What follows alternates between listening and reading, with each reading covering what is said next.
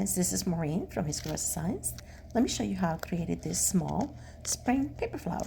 Using some Italian crepe paper, I cut the shape that resembles a small heart that measures about 1.25 inches.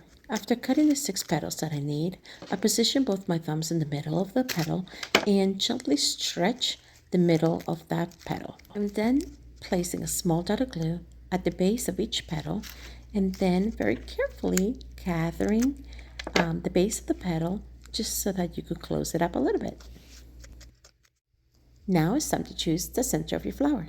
For my flower, I'm choosing a small medallion that came from broken jewelry. You may choose to use a button, a small paper circle, or I don't know, what comes to mind.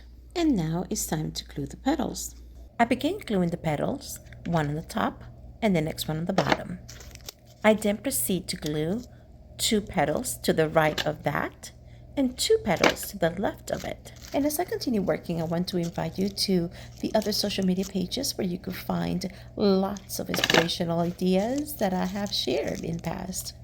If you're watching me on Facebook, do know that you could also find me on Instagram and on YouTube as well as Pinterest under His Gross Designs, and I'll be leaving the link on the bottom of the page. Now, if you're watching me on any of the other social media pages, then you could also find me on Facebook as well under His Gross Designs Official. Thank you so much. I hope you enjoyed this lovely little flower, and I hope that this was a quick and simple tutorial for you.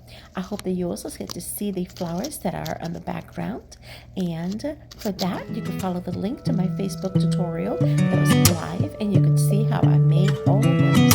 Thank you so much for your time. Have a wonderful day. Adios.